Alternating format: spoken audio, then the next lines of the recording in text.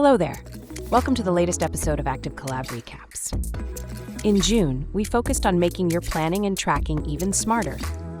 We introduced track time and workload, extended project-level user permissions, and made the calendar available in the mobile app. Let's take a closer look at each of these updates.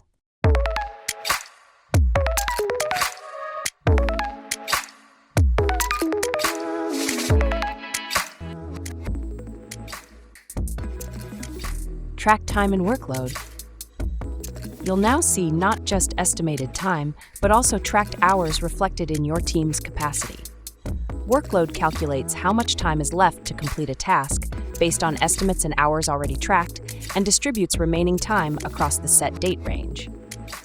This gives you a much clearer view of your team's real capacity, availability, and workload, so you can plan and adjust with confidence. User permissions. You requested and we delivered. In addition to collaborative, you can now set strict user permissions on a project level.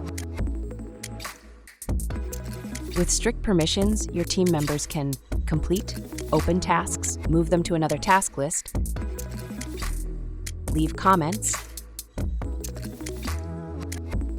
track time and expenses, set reminders,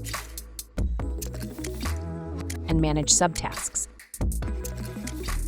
However, they'll be restricted from changing task due dates, assignees, or time estimates, which only project leaders will be able to do.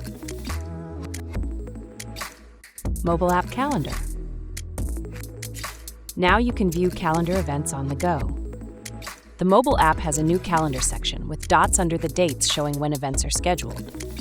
Tap once to see details or twice to join or leave a comment.